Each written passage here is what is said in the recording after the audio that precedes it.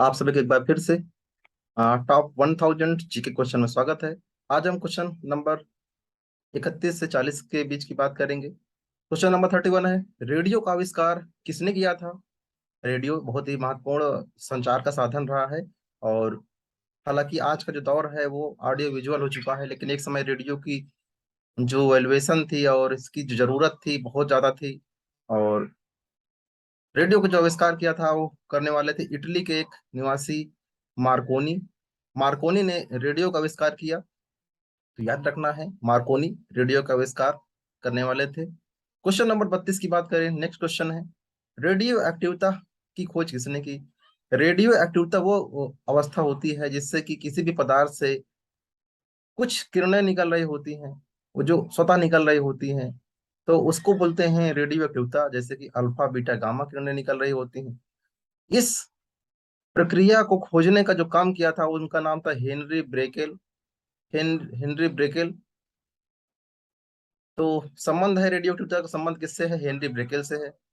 Next question की बात करें, अंतरिक्ष में जाने वाले जो पहले भारतीय थे, स्पेस में जाने वाले पहले इंडियन पर्सन थे, उनका नाम था राकेश शर्मा जी। राकेश शर्मा भारत के पहले व्यक्ति रहे हैं जो अंतरिक्ष की उड़ान पर गए थे, अंतरिक्ष की यात्रा पर गए थे।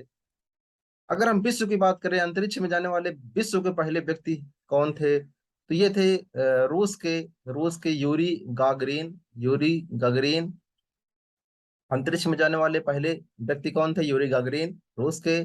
और अंतरिक्ष में जाने वाले पहले भारतीय कौन थे? राकेश शर्मा। दोनों को ध्यान रखना है, अलग अलग कैटेगराइज कर लेना है। विश्व में यूरी गागरिन, भारत में राकेश शर्मा। क्वेश्चन नंबर 35, पृथ्वी से दिखाई देने वाला जो सबसे चमकीला ग्रह है, उस ग्रह का क्या नाम है? तो पृथ्वी से दिखाई देने वाला जो सबसे चमकीला ग्रह है उसका नाम है शुक्र ग्रह। ये काफी चमकदार होता है, तो इसको हम चमकीला ग्रह भी कहते हैं।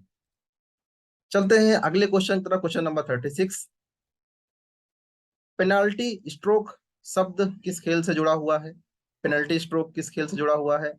तो ये जुड़ा हुआ है हमारे राष्ट्रीय खेल हॉकी से। जी हाँ, वही हॉकी खेल जिसको खेलने वाले हमारे देश के एक बहुत ही महान हॉकी प्लेयर थे, मेजर ध्यानचंद, जिन्होंने लगातार 6 बार भारत को गोल्ड मेडल दिलवाया था ओलंपिक में। तो वही हॉकी खेल के साथ का संबंध है पेनल्टी स्ट्रोक से। क्वेश्चन नंबर 37 है, प्रकाश की गति कितनी होती है?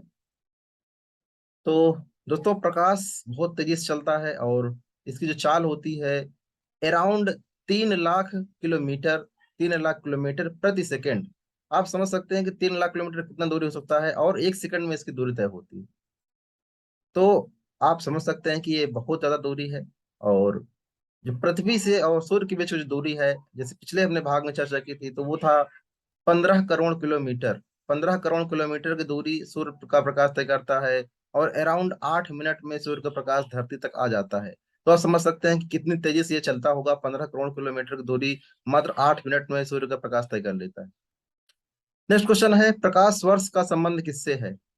प्रकाश वर्ष शब्द से लग रहा है, ऐसा लगता है कि वर्ष यानी कि ये समय की बात कर रहा होगा, टाइम की बात कर रहा होगा, दिन की बात कर रहा होगा, लेकिन ये जो प्रकाश वर्ष है इसका संबंध है खगोल की दूरी से। प्रकाश वर्ष का तात्पर्य यह होता है कि प्रकाश के द्वारा एक वर्ष में चली गई दूरी कितनी होती है, और वो एक मानक मान लिया गया है, और उसी मानक के आधार पर एक खगोल की दूरी का एक संबंध बनाया गया है। यानी कि खगोल की दूरी नापनी है तो प्रकाश वर्ष के माध्यम से नापते हैं। प्रकाश वर्ष वही दूरी होती है जो कि प्रकाश के द्वारा 1 साल में चली गई दूरी होती है, इसीलिए प्रकाश वर्ष कहा जाता है। चूंकि प्रकाश की जो गति होती है 3 लाख किलोमीटर प्रति सेकंड होती है, तो आप जो समझ सकते हैं कितनी बड़ी यूनिट होती होगी खगोल की दूरी। क्वेश्चन नंबर 39, लक्षद्वीप में कौन सी भाषा बोली जाती है? लक्षद्वीप एक यूनियन टेरिटरी है, और इस टेरिटरी में मलयालम भाषा बोली जाती है। नेक्स्ट क्वेश्चन है, लाई हरोबा किस राज्य का लोक नृत्य है? तो ये लोक नृत्य है मणिपुर का। तो चलिए मिलते हैं नेक्स्ट भाग में एक बार फिर से। तब तक के लिए पढ़ते रहिए, बढ़ते रहिए।